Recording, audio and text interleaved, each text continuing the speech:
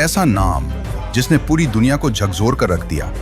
एक ऐसा शख्स जो गरीबों के लिए मसीहा था और सरकारों के लिए सबसे बड़ा दुश्मन। वो सिर्फ ड्रग माफिया नहीं था, वो था आतंक का सम्राट। पाब्लो एस्कोबार, एक आम आदमी से लेकर दुनिया के सबसे खतरनाक अपराधी तक का सफर, जिसकी कहानी आज भी रहस्यों से भरी हुई है। पाब्लो एस्कोबार, ड्रग्स, सत्ता और खून की कहानी। एक ऐसी सच्चाई जिसे दुनिया जानना चाहती है मगर डरती भी है। अगर कोई आदमी सिर्फ पैसे कमाने की सोचता है तो वह अंडरवर्ल्ड में क्या कर सकता है, आज आप इस वीडियो में देखेंगे। तो चलिए शुरू करते हैं इस कहानी को। पूरा नाम Pablo Emilio Escobar. Pablo Escobar का जन्म 1 दिसंबर 1949 को कोलंबिया के एक छोटे से शहर रियो नेग्रो में हुआ था। उनकी परवरिश मेडेलिन नामक शहर के पास हुई। पिता किसान थे और माँ स्कूल में अध्यापिका थी। घर की आर्थिक स्थिति अच्छी नहीं थी, लेकिन माँ चाहती थी कि पाब्लो पढ़ लिख कर अच्छा इंसान बने। पाब्लो बचपन से ही होशियार था, लेकिन शरारती भी। पैसों की कमी के कारण उसने कम उम्र में ही गलत रास्ता पकड़ लिया। वह कब्र से पत्थर निकालकर बेचता था, लेकिन इससे उसे ज्यादा पैसे नहीं मिलते थे। फिर उसने नकली लॉटरी टिकट बेचना शुरू किया, लेकिन वहां भी कुछ खास कमाई नहीं हुई। पाब्लो पढ़ लिख कर राष्ट्रपति बनना चाहता था, लेकिन पैसों की कमी ने उसकी पढ़ाई छीन ली। उसे समझ आ गया कि उसकी हालत गरीबी की वजह से है, और तभी उसने ठान लिया, मुझे बहुत पैसा कमाना है। अपराध की दुनिया में पहला कदम। पाब्लो ने स्कूल छोड़ दिया और अपराध की दुनिया में कदम रख दिया। वो हमेशा कहता था, मैं बहुत अमीर बनूंगा। उसे ताकत और पैसा दोनों चाहिए थे। जल्द ही उसे समझ में आ गया कि गैर कानूनी रास्ते से पैसा जल्दी कमाया जा सकता है। शुरुआत में वो कार चोरी, स्मगलिंग और जाली दस्तावेज जैसे छोटे मोटे अपराध करता था। इन्हीं वजहों से उसे जेल भी जाना पड़ा। जेल में ही उसने सोचा, मुझे ऐसा काम करना है जिसमें एक झटके में हजारों डॉलर मिल जाएं। पहली किडनैपिंग और पहचान। उसने अपने साथियों के साथ मिलकर एक अमीर बिजनेसमैन का अपहरण किया और फिर किडनैपिंग, जिसने मेडेलिन को बदल दिया।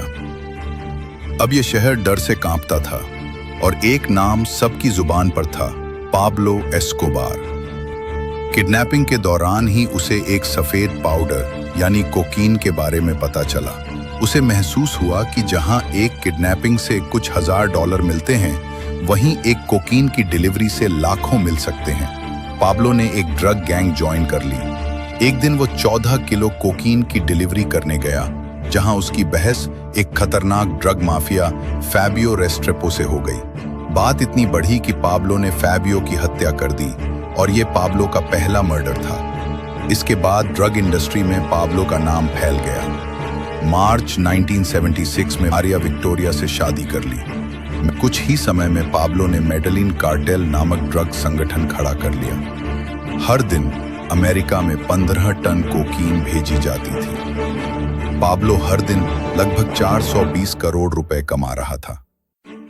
उसके पास था 20 हेलीकॉप्टर, 30 यॉट, 141 मकान, 2 सबमरीन्स, 142 प्लेन। वो एक ड्रग डिलीवरी के पायलट को $5 लाख देता था। उसकी एक प्रसिद्ध लाइन थी, प्लाटा ओ प्लोमो, पैसा लो या गोली खाओ। जो भी उसे रोकने की कोशिश करता, पुलिस, जज, नेता सब मारे जाते। दौलत के ढेर।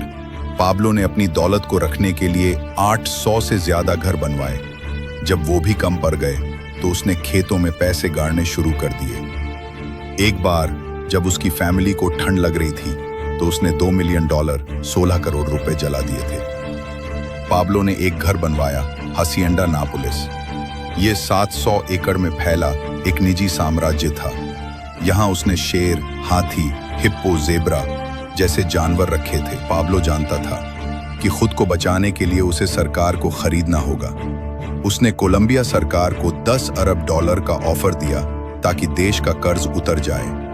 बदले में वो चाहता था कि सरकार उसके धंधे को समर्थन दे। सरकार ने इनकार कर दिया। राजनीति में प्रवेश। इसके बाद उसने खुद राजनीति में आने का निर्णय लिया। गरीबों को पैसा देना, कॉलोनियां बनवाना, स्कूल, स्टेडियम, अस्पताल खोलना, इन सब ने उसे जनता का हीरो बना दिया। 1982 में वो कोलंबियाई संसद का सदस्य भी बना। लेकिन सच ज्यादा दिन छिपा नहीं रह सका। पाब्लो का आतंक। पाब्लो ने अपने जीवन में करीब 4000 लोगों को मरवाया, जिसमें 200 जज, 1000 पुलिसकर्मी। 1992 में कोलंबिया में 28,200 मर्डर हुए। देश को अंतर्राष्ट्रीय दबाव का सामना करना पड़ा। सरकार ने पाब्लो को सरेंडर करने को कहा और पाब्लो ने 2 शर्तें रखी। एक शर्त यह थी कि वो अपनी बनाई जेल में रहेगा। सरकार मान गई और पाब्लो ने ला कैथेड्रल नामक आलीशान जेल बनवाई। इसमें नाइट क्लब, फर्नीचर और नाम के पहरेदार थे। पाब्लो वहीं से कारोबार चलाता रहा।